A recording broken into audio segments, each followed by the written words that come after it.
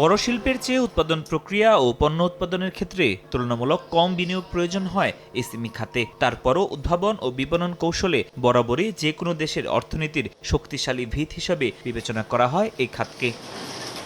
বৈশ্বিকভাবে ব্যবসা বাণিজ্যের মোট ৯০% এসএমই খাতের দখলে।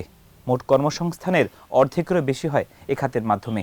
বাংলাদেশের প্রেক্ষাপটে এ খাতের গুরুত্ব ও অবদান অনেক বেশি, কেননা গত ৪ দশক ধরে এ খাতের উৎপাদন বাড়ছে, পাশাপাশি গত ২ দশক ধরে ধারাবাহিকভাবে বাড়ছে জিডিপিতে অবদান।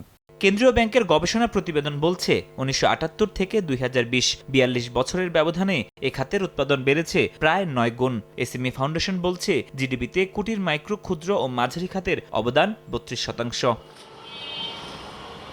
অর্থনীতিতে এমন অবদান রাখার পরও মন্দার কবলে পড়েছেন এ খাতের উদ্যোক্তারা। তারা বলছেন ব্যাংক ঋণের জটিলতার সঙ্গে কয়েক মাস ধরে বেড়েছে গ্যাস বিদ্যুতের সংকট, যা নিত্য নতুন চ্যালেঞ্জের মুখে ফেলেছে তাদের। প্রতিযোগিতার বাজারে টিকে থাকতে নীতি সহায়তার পাশাপাশি প্রণোদনা বাড়ানোর দাবি তাদের। তরুণদের এসএমই উদ্যোক্তা হতে উৎসাহিত করতে নতুন ঋণ প্রকল্পের কথা জানালো এসএমই ফাউন্ডেশন। হালনাগাদ তথ্য অনুযায়ী সারা দেশে সিএসএমই শিল্প প্রতিষ্ঠান রয়েছে ৭৮ লাখের বেশি। শিল্প খাতের কর্মসংস্থানের ৮৫% কর্মরত রয়েছে খাতটিতে। ফরহাদুর রহমান, সময় সংবাদ, ঢাকা।